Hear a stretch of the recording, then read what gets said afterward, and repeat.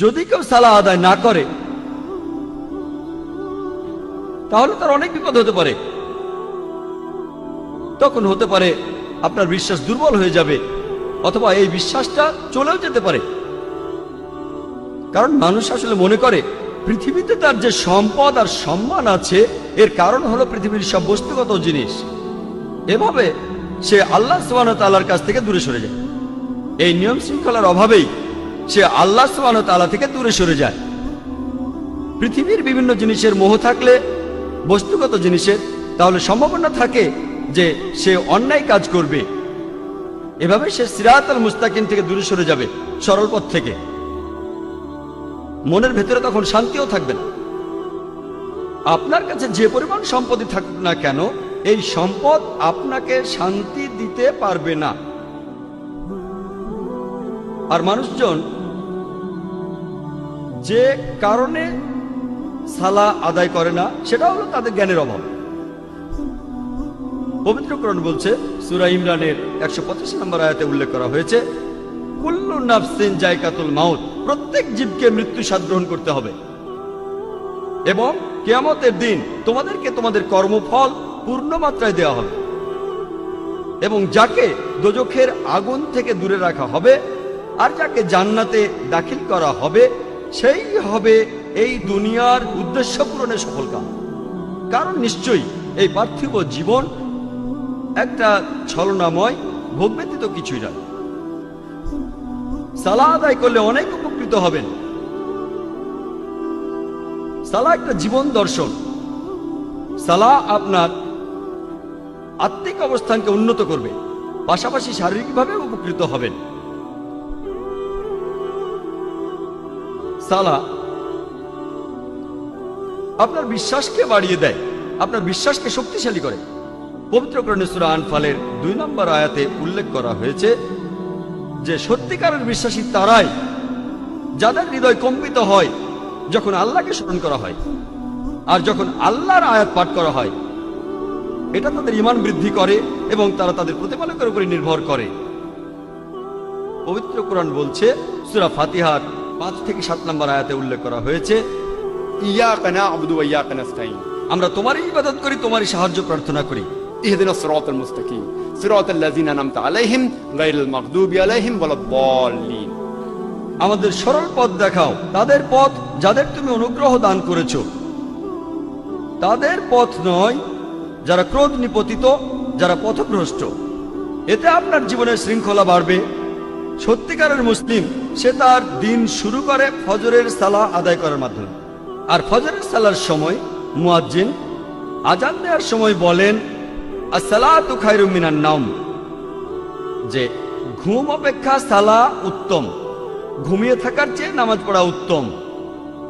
একজন সত্যিকারের মুসলিম দিনের মাঝখানে সালাহ আদায় করে আর সে তার দিন শেষ করে এশার সালাহ দিয়ে ঘুমাতে যাওয়ার আগে।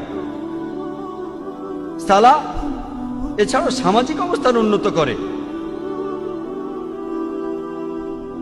সালাহ আদায়ের সময় যে সমাবেশ, সেটা আমাদের ভ্রাতৃত্ব বোধ বাড়ায়, মমত্ববোধ বাড়ায়, একতা বাড়ায়, আর এটা সাম্যবাদের এক অনন্য দৃষ্টান্ত। সংহতি বৃদ্ধি পায়। সালাহ আদায় করতে গিয়ে সবাই একত্রিত হয় আর তাদের মধ্যে ভালোবাসার বন্ধন জোরদার হয়। পবিত্র কোরআনে সূরা হুজুরাতের 13 নম্বর আয়াতে উল্লেখ করা হয়েছে, ইয়া আইয়ুহান নাসু ইন্না খালাকনাকুম মিন যাকরিন ওয়া উনসা ওয়া জাআলনাকুম শুউবান ওয়া কাবাইলা লিতাআরাফু ইন্না আকরামাকুম ইনদাল্লাহি আতকাকুম ইন্নাল্লাহা আলিমুন খাবীর। হে মানুষ জাতি, আমি তোমাদের সৃষ্টি করেছি একজন পুরুষ ও একজন নারী হইতে, পরে তোমাদের বিভক্ত করেছি বিভিন্ন জাতি ও গোত্রে, যাতে তোমরা অপরের সাথে পরিচিত হতে পারো। এজন্য নয় যে তোমরা পরস্পরকে ঘৃণা করবে। আর তোমাদের মধ্যে আল্লাহর কাছে সেই ব্যক্তি অধিক মর্যাদা সম্পন্ন যে তোমাদের মধ্যে অধিক মুত্তাকি, অধিক ন্যায়পরায়ণ।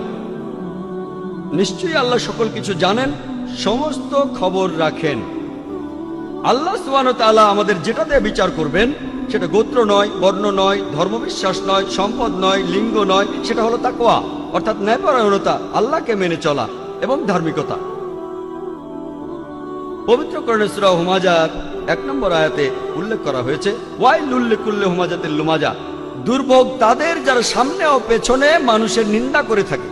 সালাহ আমাদেরকে বিরত রাখে মানুষের নিন্দা করা থেকে।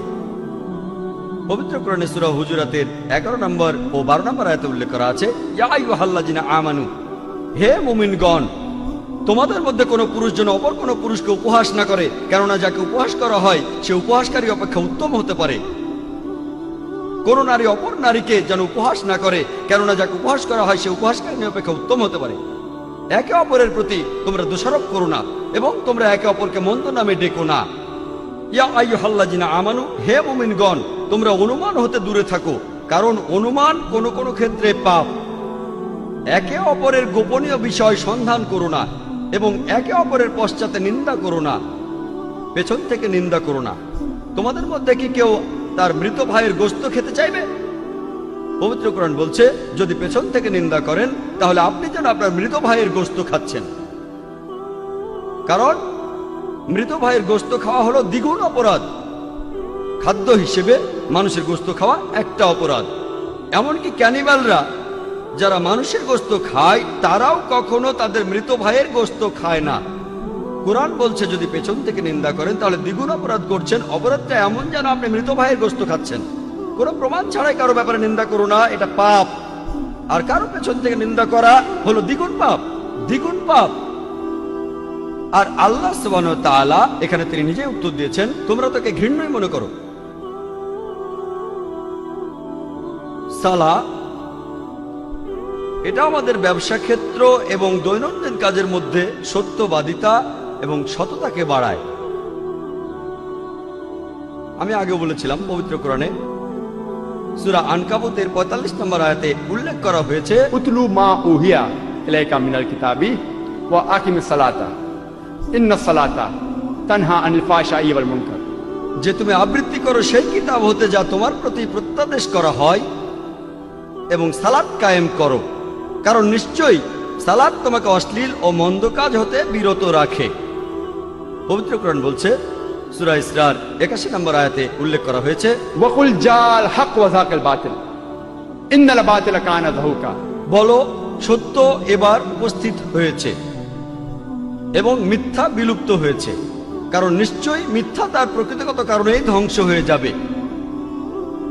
সালাহ আমাদের সত্যবাদী হতে শেখায়। একই ধরনের কথা বলা হয়েছে সূরা বাকারায় 42 ও 43 নম্বর আয়াতে উল্লেখ করা হয়েছে যে তোমরা সত্যকে মিথ্যার সাথে মিশ্রিত করো না এবং জেনে শুনে সত্য গোপন করো না। কোরআন আমাদের সত্যবাদী হতে শেখায় যে সব সময় আমরা সত্যি বলবো।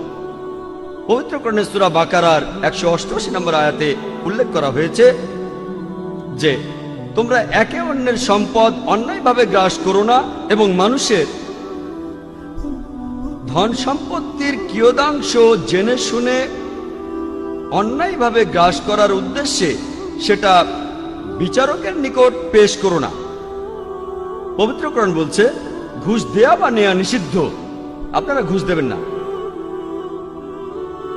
পবিত্র কোরআন আমাদের দেখিয়ে দেয় কিভাবে সৎ জীবনযাপন করতে হবে। পবিত্র কোরআন মানুষের জীবনে শান্তি এনে দেয়। পবিত্র কোরআনে সূরা রদের 28 নম্বর আয়াতে উল্লেখ করা হয়েছে, নিশ্চয়ই যখন আল্লাহকে স্মরণ করা হয় হৃদয় তখন শান্তি খুঁজে পায় এবং প্রশান্ত হয়। যখন আল্লাহকে স্মরণ করবেন, যখন সালাহ আদায় করবেন, আপনি তখন খুবই শান্তিতে থাকবেন, আপনার হৃদয় প্রশান্ত হবে। সালাহ হলো আল্লাহ তাআলার সাথে যোগাযোগের সবচেয়ে শ্রেষ্ঠ উপায়। পবিত্র কোরআনে সূরা বাকারার 153 নম্বর আয়াতে উল্লেখ করা হয়েছে, ইয়া আইয়ুহাল্লাযীনা আমানুস্তাঈনু বিস-সাবরি ওয়াস-সালাহ, হে মুমিনগণ, ধৈর্য ও সালাতের মাধ্যমে তোমরা আল্লাহর সাহায্য প্রার্থনা করো। ইন্নাল্লাহা মা সাবরিন, আর নিশ্চয়ই আল্লাহ সুবহানাহু ওয়া তাআলা ধৈর্যশীলদের সাথে আছেন। আল্লাহ বলছেন ইন্নাল্লাহা মা সাবরিন, আর নিশ্চয়ই আল্লাহ তাআলা ধৈর্যশীলদের সাথে আছেন।